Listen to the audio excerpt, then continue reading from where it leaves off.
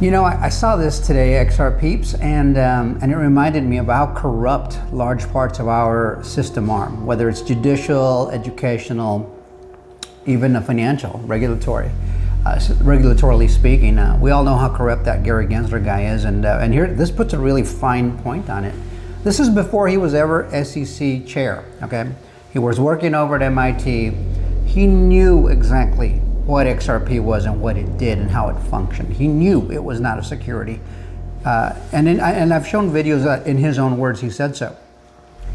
But it is so corrupt and he's not even been punished yet. And I mean, in my view, I view it as an immensely illegal and criminal activity he engaged in by weaponizing his government job using taxpayer dollars against the very people who paid those taxes, against the American people, the very people he's sworn to protect. I view it as an illegal activity, a criminal activity, one for which he should be punished, stripped of any and all monetary gains that he achieved from the activity, any and all salaries. I believe this guy should be put in prison for a very long time. No pension, no retirement, no Social Security, none of that. I think he forfeit those rights. That's how I feel about these kinds of crimes, not just by him, but anybody engaged in those kinds of activities in government, financial services, and other things where they criminalize or they use the American taxpayer dollars against its own people, against its own will. We've seen too much of that. A lot of us have seen a lot of that. Those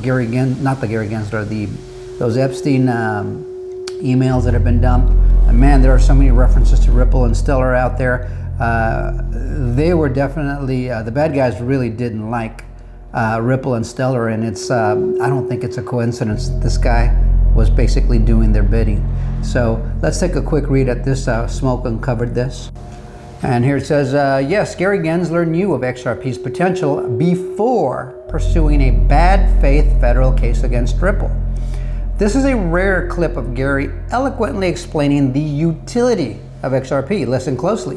Now we're going to listen to that video in a little bit, but before we do, I want to point you to another document.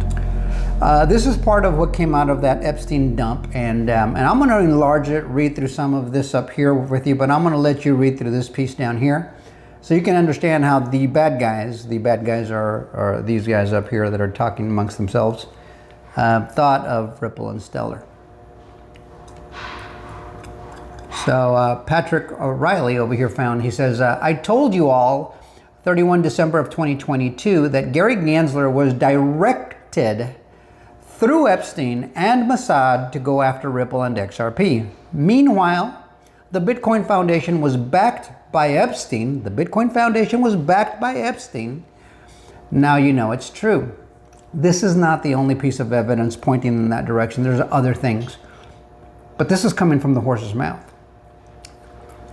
This is the latest government release of those Epstein emails. And it's basically just referring to Ripple and Stellar. So let's enlarge this a little bit again. And I'm going to let you pause, enlarge, and read all this. But I can tell you that that the byline over here, the subject right there, says Stellar, not so stellar. It's talking about Jed McCaleb, who co-founded Ripple and Stellar Lumens, right? XLM. And in this body of email here, there he talks about Ripple.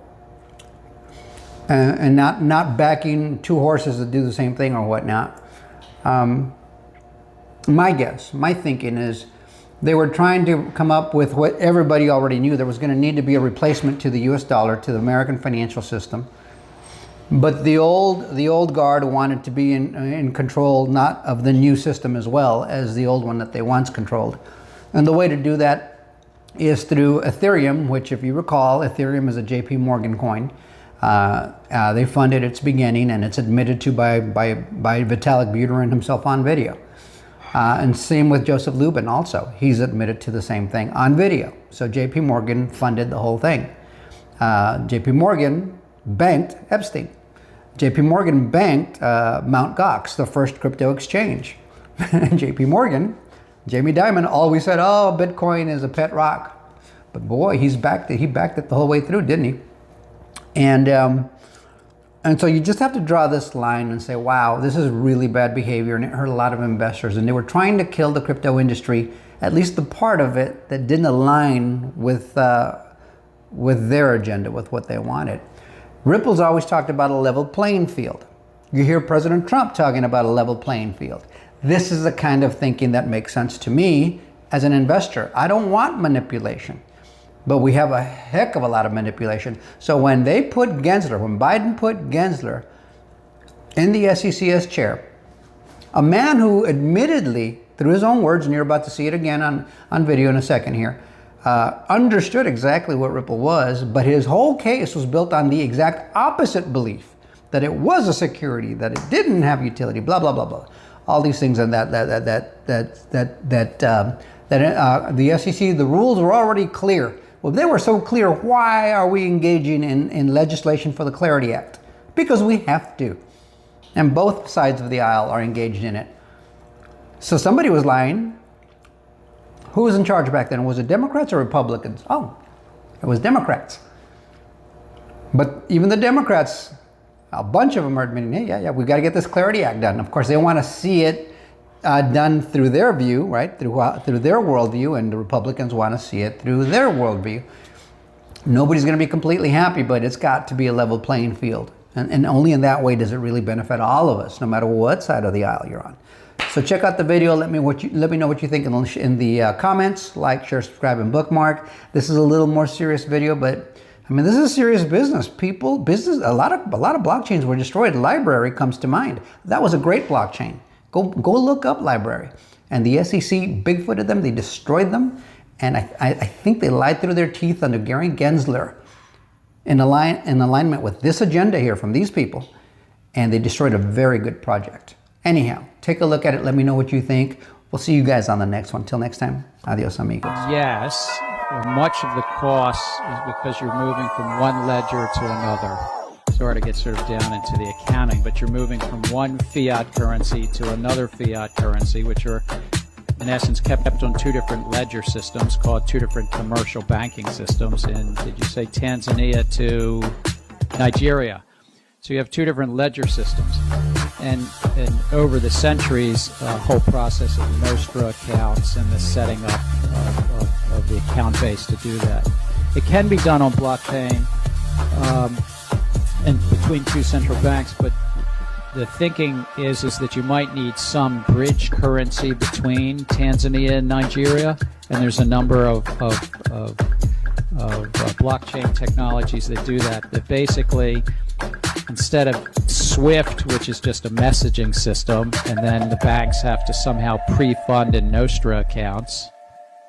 I hope I didn't lose too many people, but this is about the technology of banking, not the technology of blockchain. But to go between Tanzania and Nigeria, you need somebody to bear some counterparty risk that the ledgers both move and are adjusted at the same time. And usually it's a bank that is in both countries. You could use blockchain, but the current thinking is you need a bridge currency in between, and that bridge could be a stable value that's backed by the US dollar or the euro. It could be a currency even like Ripple has an alternative. It's just piloted in May, so it's not yet up in any enterprise-wide level. But that you might need something to basically hop, skip, jump. I don't know the currency of Tanzania, but Tanzanian currency to skip to Nigeria, you might need something in the middle, which is called a bridge currency on the blockchain.